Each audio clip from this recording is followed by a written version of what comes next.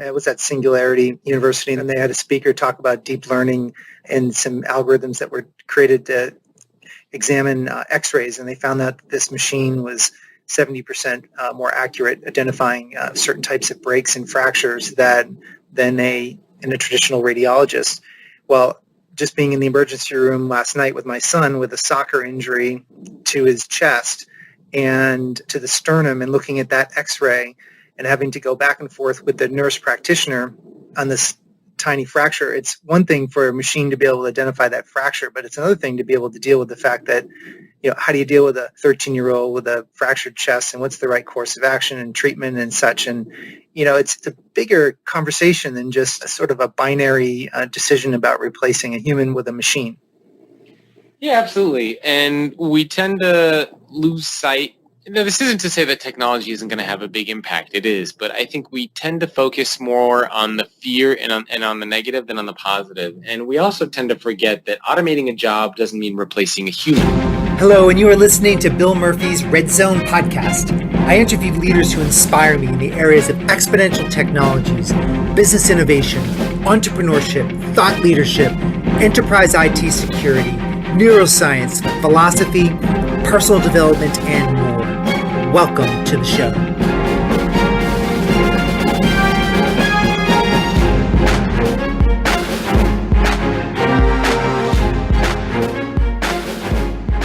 Welcome to episode number 50. I'm your host, Bill Murphy. Those of you listening for the first time, I interview the best thought leaders I can who will offer you inspiration and challenge your thinking in areas related to building exponential organizations, solving complex problems, experts who are cutting edge with their thinking related to human potential like Wim Hof, experts in enterprise IT security, educators of exponential disruptive technologies like AI, machine learning, robotics, VR, also leaders in creativity and the application of philosophy and introspection principles that work and will benefit you so you can be the best you can be in business and in life.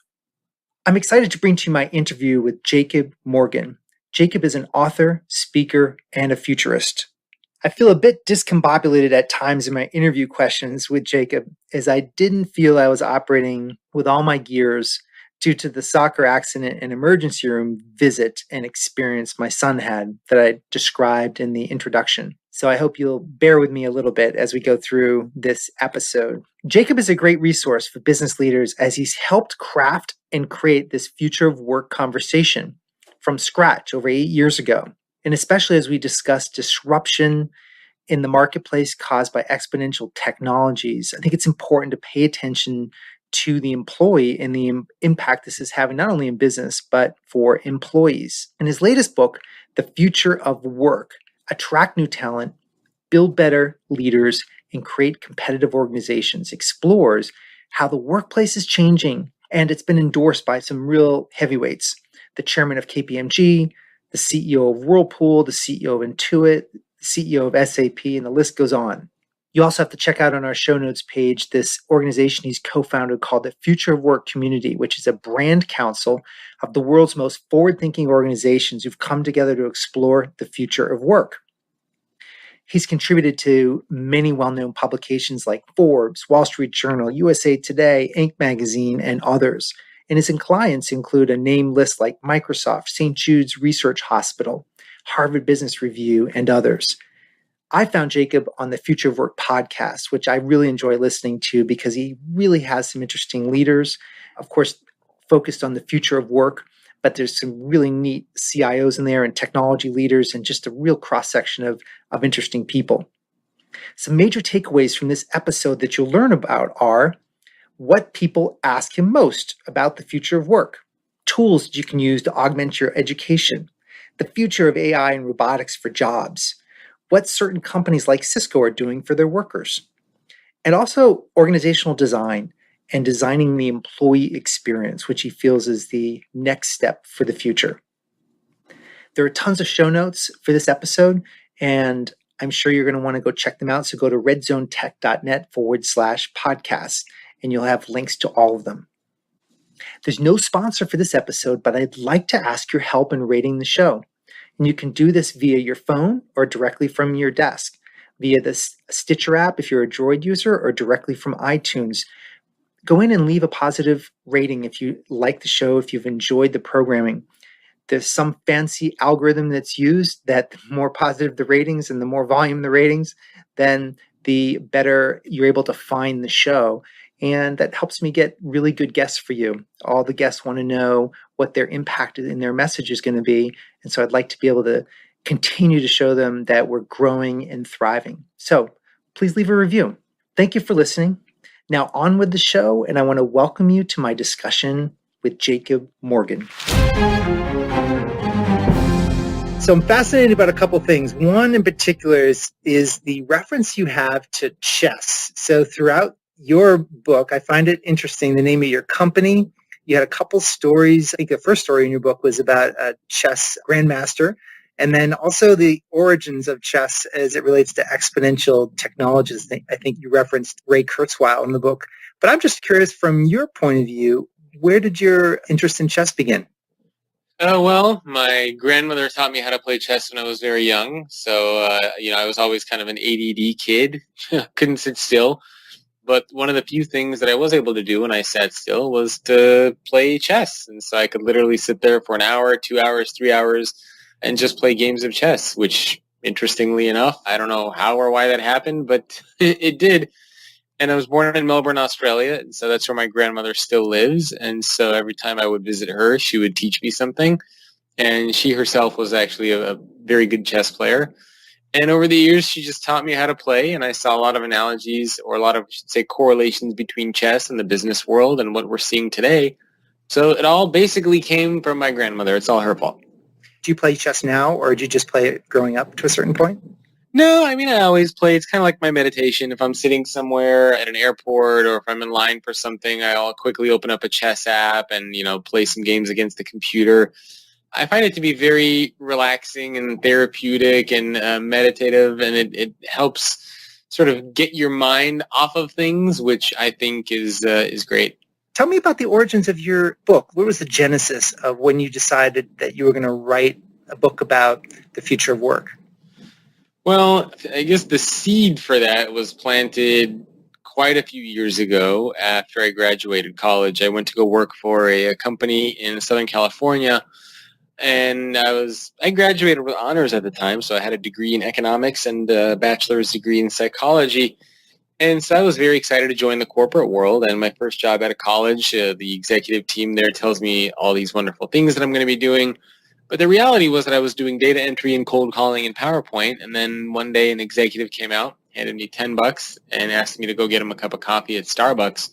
And that was one of the last jobs I've ever had working for anybody else. And ever since then, I've become very fascinated with employee experience, employee engagement, how the workplace is changing.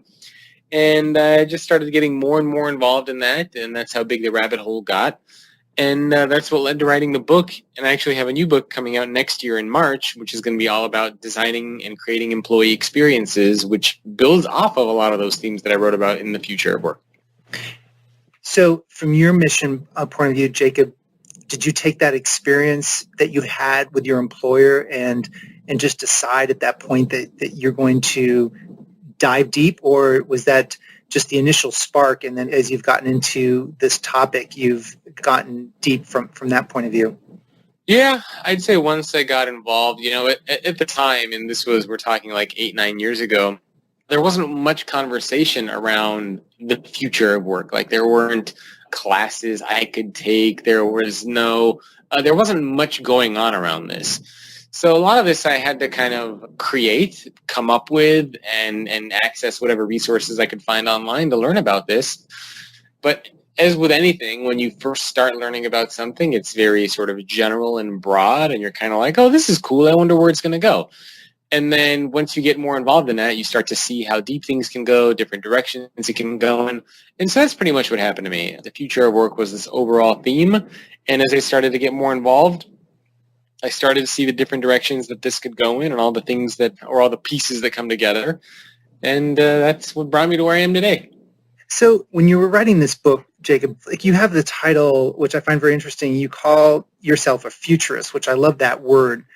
when you originally thought about that, was that a name given to you by someone else, or were you just sitting around and thought, I'm really a futurist here? Like, where did that spring from?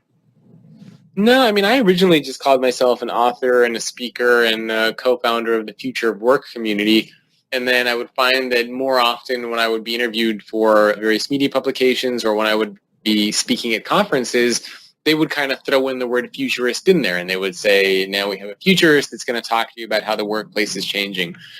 And over time, people just started using that quite frequently. And I said, all right, well, if people are going to introduce me like that, it seems to make sense. So I will go ahead and embrace that and add that to what I do and what I focus on. So no, it didn't come from me. It came from just the way I kept getting introduced at conferences and events and in media publications. Yeah, no, I think it's great. And when I was reading the book, you've written it with kind of looked out about 3 to 6 years or so, and I think that's what you mentioned. And do you find that there's a difference between organizations that are like Fortune 100s versus sort of the small to medium organizations that, as far as their willingness to embrace the different concepts of work as we're moving along here? I wouldn't say changes or differences as far as willingness to embrace concepts. I think the main difference is that we see between big and small companies, and some of the differences are good, some are bad.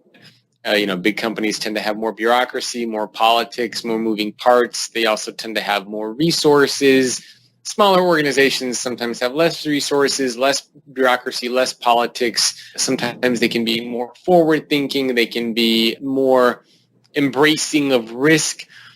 So it depends. But there are also some other organizations out there, some bigger ones, companies like LinkedIn or Cisco or a Whirlpool, that are large organizations that tend to operate like smaller companies. They embrace a lot of these themes. They have internal innovation programs. They are thinking about employee experience, and they're really helping drive things forward. So it's very hard to say, big versus small. I think it's more company specific than it is necessarily size specific. But those are the general things that we see, right? I mean, the stereotype is the bigger a company, the slower it moves, the smaller a company, the faster it moves, and the more forward-thinking and unique it can tend to be. Well, you tend to travel quite a bit and speak at a lot of conferences, and is there a common theme or a common question? Like, of the top 10 questions, are there one or two that seem to pop up the most when you're handling Q&A or kind of having side conversations or questions from the crowd? Yeah, the number one biggest question that always comes up is, what's the future of work? That's always what people say. And it's a very easy question to ask because there's not a lot that you need to think about when you ask it. But when you actually take a step back and sort of contemplate what that question actually means, it's kind of hard to answer, almost impossible to answer. I mean, what's the future of work? Well, there are so many components that fit into that. You have management, you have leadership, you have jobs versus automation, you have organizational structures, you have physical spaces like office, you have technology, and you have millennials. Like, there's a lot of components that fit into this. So when somebody says the future of work, if I were to say something like, well, the future of work is everyone's going to be a freelancer and there's going to be automation everywhere, that doesn't really paint an accurate picture of the future of work. So in other words, there are a lot of components of the future of work that we tend to think about. And it's interesting because a lot of people now started using that terminology and that phrase, and they tend to just focus on one area. And they'll say, oh, the future of work is about automation and software and robots. Well, maybe. I mean, that is one of like 100 different things that are going to be a part of the future of work. But what about all the other things? Organizational design, some of these other things that I mentioned. That's all part of the future of work too. So I'd say that's the biggest question or the most frequent question that people ask. It's also the hardest one to answer because it's sort of like saying, well, what's the future of life? I don't know. It depends what aspect you're looking at. So it's one of those kind of tricky things that people need to sort of think about.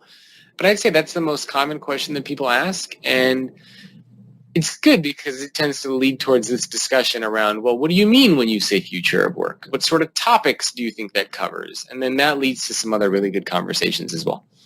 Well, you wrote this book from the employee in mind, at least that's the way I understood it, and I thought, which is a real focus for my audience listening. And let's talk about robots, for example. Do you think that robots are we going to replace, or do you think that they are going to work side by side with human beings in general? I think it'll be a little bit of both, but ultimately it's one of those things where, nobody knows, right? We all say that we would like robots and humans to work side by side, which is great. But we say that because there's just no way to replace completely a human with artificial intelligence that is up to that level yet. So we say we want humans and robots to work side by side because, for the time being at least, robots and automation are good at, repeatable tasks. They're good at some automation and whatnot. So for now, we say, all right, let's work together. But I think the conversation will be very different when we say, all right, well, now we have created software and we have created a robot that can think. We have generally created artificial intelligence that can rival the human brain. At that point, I think the conversations will become very different. I think the tone will change and it'll be much more around, well, we used to have to work together, but now we kind of don't have to. And so I think there's a difference between a short-term and a long-term view that we need to take here. I think for the short term, we will see a lot of robots and humans and automation sort of working together and cohabitating and building things together. But I think in the long run, you look out 30, 40, 50 years, it's going to be very hard to tell what it's going to look like because you genuinely have to ask the question, well, if a piece of software or a robot can do everything that you can do, then what can you do? And I think that's something that is sort of fun to explore. But for the time being, we look at things like autonomous vehicles. We look at things like robots replacing manufacturing jobs.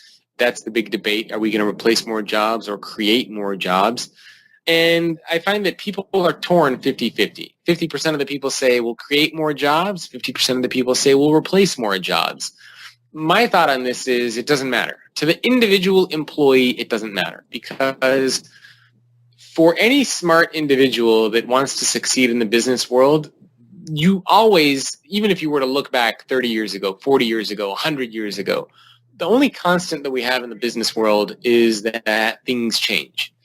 And so any successful individual, any successful company, any successful business, the reason that they've been able to succeed and thrive is because they're constantly able to adapt. So you cannot be successful in this world as an employee, as an individual, without being able to adapt to what's coming your way. And so the reason why I say automation and software, none of that stuff matters, is because if you are working, let's say, in a manufacturing facility, and you are an assembly line employee, part of your responsibility as being an assembly line employee is to be able to adapt and to be able to be aware of things that are coming your way and to sort of, understand how the workplace is changing. And if that is part of your responsibility, then you will no doubt know that this discussion of software and bots and automation is coming your way. And so if you're an assembly line worker, you might say, all right, well, I know that automation and software is coming. So I'm going to learn how to build these bots. I'm going to learn how to maintain these robots. I'm going to learn how to do, whatever to these robots. And so I think that as an employee, if you're just aware of how your business landscape is changing and how your job might change, then you should be okay. It's not as if these things are going to come as a surprise. Countless studies have been done that are trying to predict which jobs will be automated. There have been studies that have done that show when this automation is estimated to take place. So it's not like we're shooting in the dark here. So I think that as employees, we should be a little bit more responsible and accountable and be aware of what's happening and take some of our professional and personal development into our own hands. Yeah, and it's interesting because I was at a conference where I was at Singularity University, and they had a speaker talk about deep learning and some algorithms that were created to examine X-rays, and they found that this machine was 70% more accurate identifying certain types of breaks and fractures than a traditional radiologist. Well, just being in the emergency room last night with my son with a soccer injury to his chest and to the sternum, and looking at that X-ray and having to go back and forth with the nurse practitioner on this tiny fracture, it's one thing for a machine to be able to identify that fracture, but it's another thing to be able to deal with the fact that, how do you deal with a 13-year-old with a fractured chest, and what's the right course of action and treatment and such. And, it's a bigger conversation than just a sort of a binary decision about replacing a human with a machine. Yeah, absolutely. And we tend to lose sight. Now, this isn't to say that technology isn't going to have a big impact. It is. But I think we tend to focus more on the fear and on the negative than on the positive. And we also tend to forget that automating a job doesn't mean replacing a human. Automating a job means just that. You replace one particular job. If you're a doctor and you need to diagnose somebody, part of your job is to go through medical records, to reach out to other doctors, your peers. You do a lot of analysis before you're able to diagnose somebody.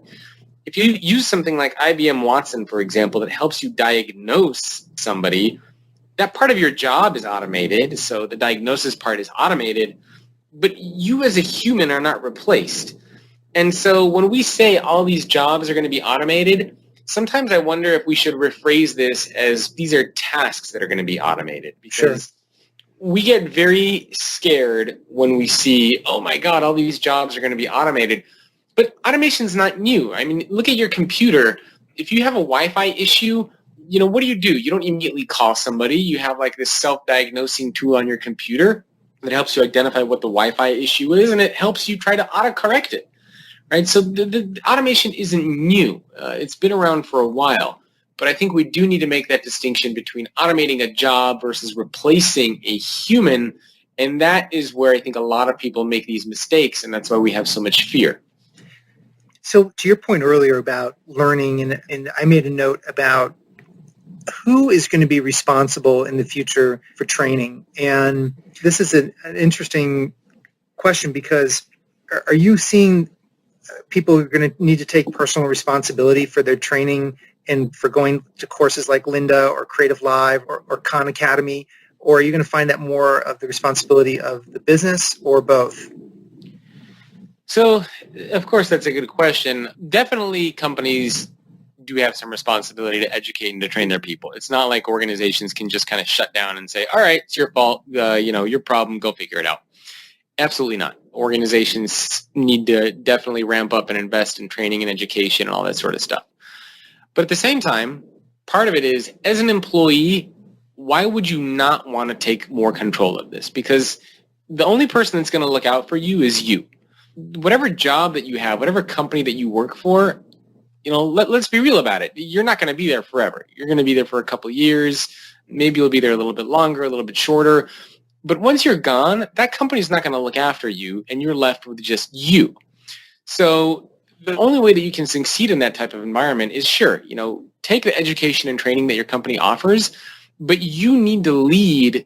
I mean, you're in charge of your life, and you are in charge of your career. So don't throw your arms up and say, well, this company's not teaching me anything, so I'm just going to kind of sit here and my life's going to suck. That's totally the wrong approach. I mean, you have to invest in yourself. And so that is what I mean when I say that you have to take your professional and personal development into your own hands. Leverage the resources that your company gives you by all means, but don't have that be the only way that you are able to better yourself is by relying on somebody else. Because you live in a world now where you can take classes on Lynda or Udemy or Khan Academy or Coursera.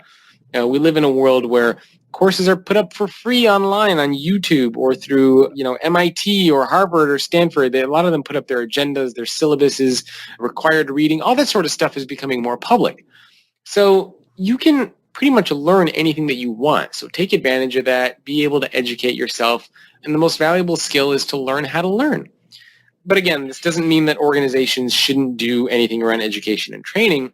One of the cool things that I'm seeing companies do, and I just met with the VP of people at Lyft, for example.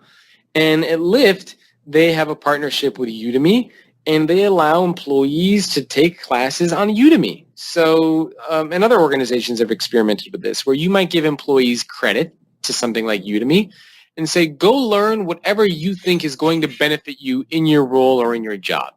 We're not going to tell you what it is. We might have suggestions or recommendations for you. But if you see that there is something that you want to learn that you think will improve your work or your life, we'll pay for it. You just go learn it. Right? That's one interesting model that we can take instead of organizations simply saying, here's a training program, go through it, let us know when you're done. Yeah, I love that. And do you use these training programs like Creative Live or anything like you just mentioned, Udemy? Have you used them personally? I've played around with some of them, but I wouldn't say I use anything on a regular basis, no. Yeah, I periodically have gone in and looked at them and used them, and I find it very, very interesting. And I think that becoming a lifelong learner, your point earlier is learn how to learn and become a lifelong learner, I think is one of the pieces that I'm taking responsibility for your training moving forward. But what about if you are an executive in an organization, you want to learn some of the more higher level skills that would come with organizational design or developing more of an agile oriented culture where you're testing and experimenting more often. Is that something that a technology leader in your experience within an organization can take on, or does it have to start at the board CEO level? Well, it depends on what sort of a program you're talking about. Ultimately, the more executive sponsorship and support you can get for any initiative, the better it is. Because typically, let's say HR or IT has an idea for something that they want to run. If you don't have support from the executive level, it becomes very hard for any programs or initiatives that you want to get done to actually succeed. So absolutely, when possible, by all means, get as much senior level and executive support as you can for any initiative that you want to drive. And we've seen time and time again where if you don't have that, it makes it very hard for these initiatives to succeed. So again, whenever possible, by all means, of course, get that executive support. So what about if somebody wants to develop collaboration within their organization and they want to really successfully launch a collaborative platform to link employees and link minds together? Are you finding there's a common tool that works best, or do you think it's an organizational approach that you've seen work best? For example, is it like Yammer, no matter what you do, if you just use Yammer, you're going to be successful, or is it more the philosophy of the organization is more important in how it happens than anything else? Yeah, I think you and everybody listening already knows the answer. So I wrote about this in my book that came out in 2012 called The Collaborative Organization. And this was a 340-page strategy guide on basically how to succeed with regardless of the platform that you pick.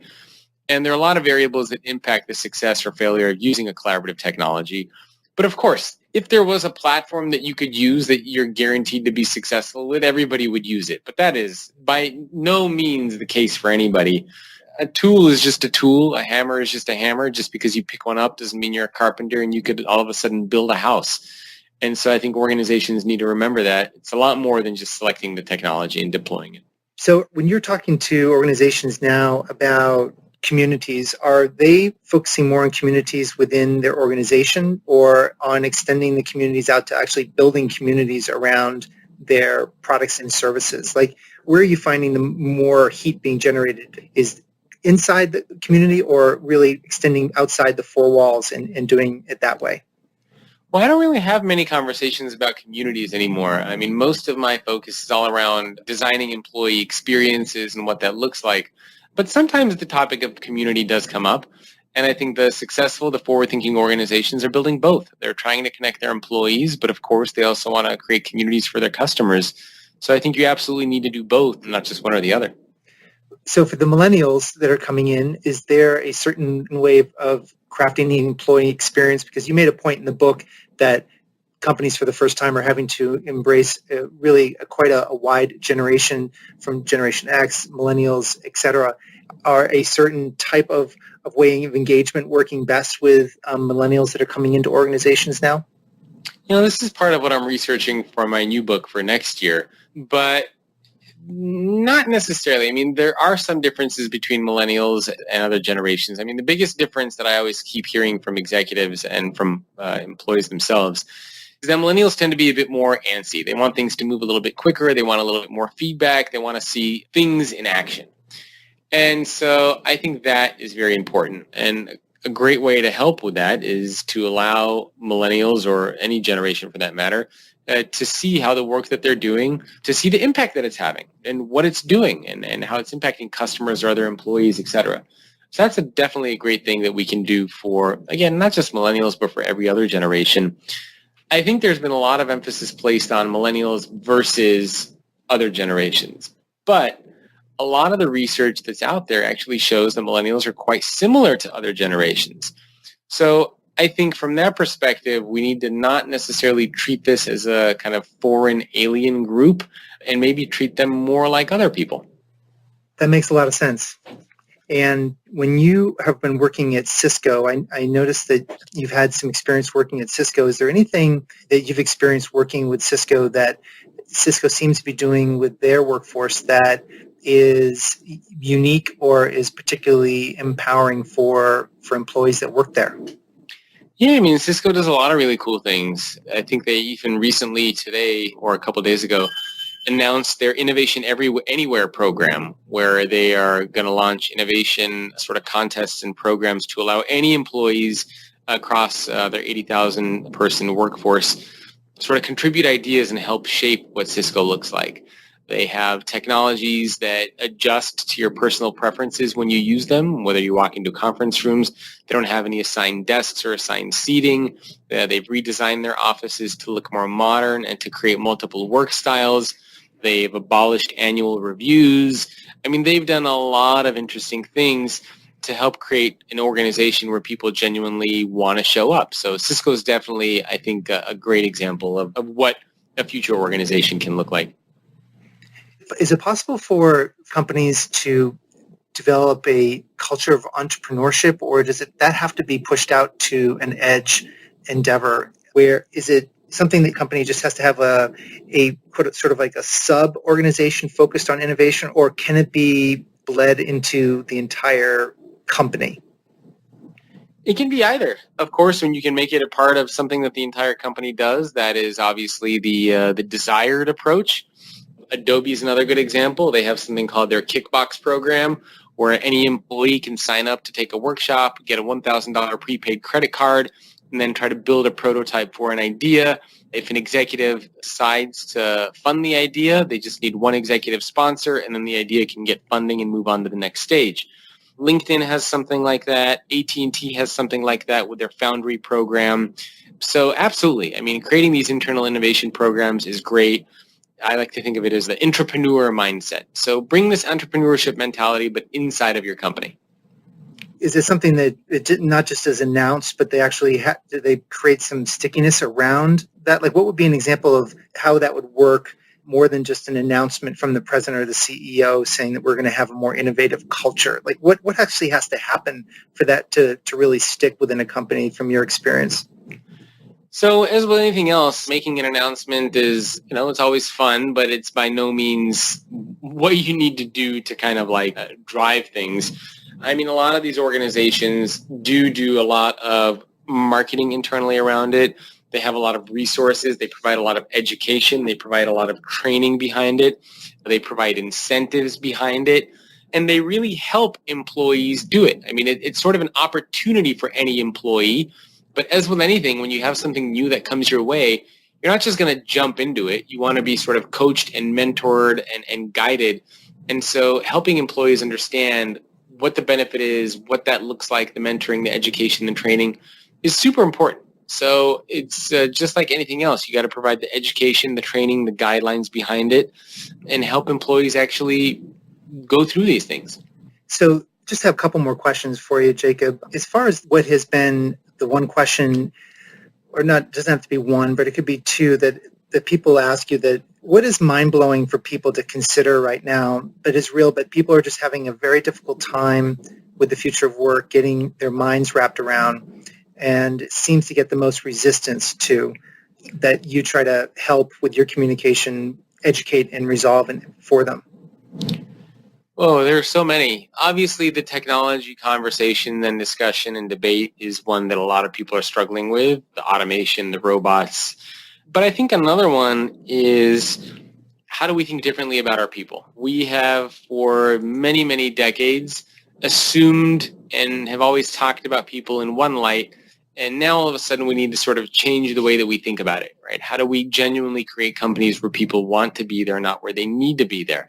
And that's something that a lot of people are struggling with, is really designing these organizations, not just focusing on short-term programs or, little boosts and perks and things like that we can do, but how to actually design a company where people want to be there. People are definitely struggling a lot with that as well. Is that what you meant earlier by organizational design? Yeah, that's definitely part of it. So when you say minds blown, I think when we think about the future of work, I don't necessarily think that it's like, oh my God, minds blown sort of thing. But part of at least what I try to do is to get people to think about things differently and to provide easy frameworks. So in other words, like when I talk about employee experience, if you were to ask somebody, well, how do you define employee experience? They'll say, I don't know. So my job is to try to make an easy way to think about that. So employee experience for me, if I were to define it, is culture plus technology plus physical space.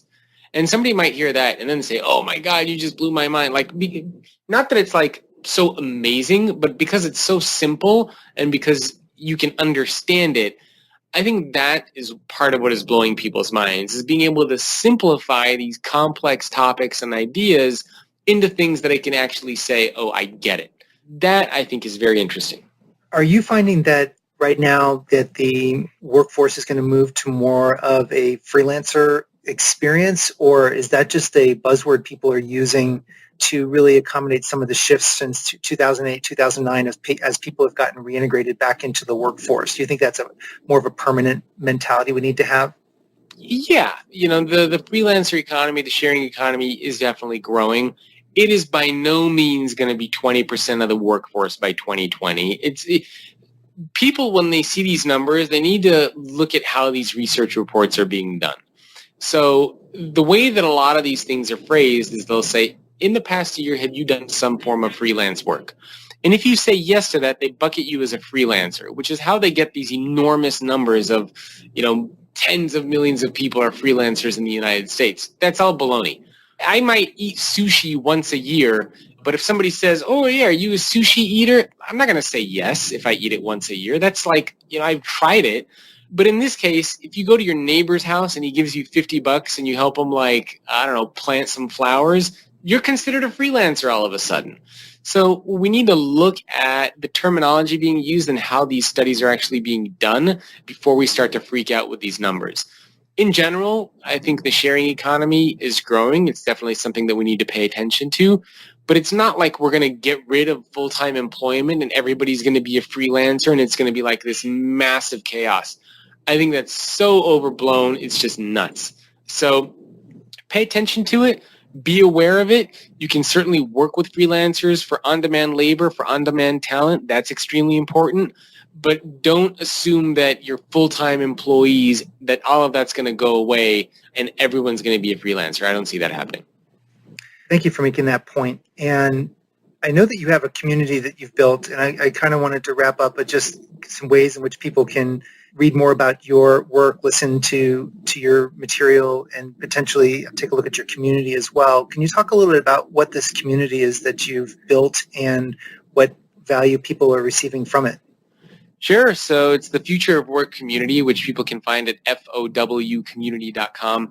And it's a collection of over 70 brands from around the world and senior leaders in IT, technology, HR, facilities, and all sorts of different roles that come together in this online environment that we've created to share best practices, ideas, strategies, failures, etc. And we host 2 events for all these members every year. And so our attendees, our speakers are folks like the Chief Human Resource Officer of Accenture, the CIO of Kelly Moore Paints, the CIO of IBM joined one of our dinners, the Chief People Officer of Cisco, Chief People Officer of Staples, the Head of Innovation at Sanofi. So we get very senior level people here that come to talk about how the workplace is changing and what the future is going to look like.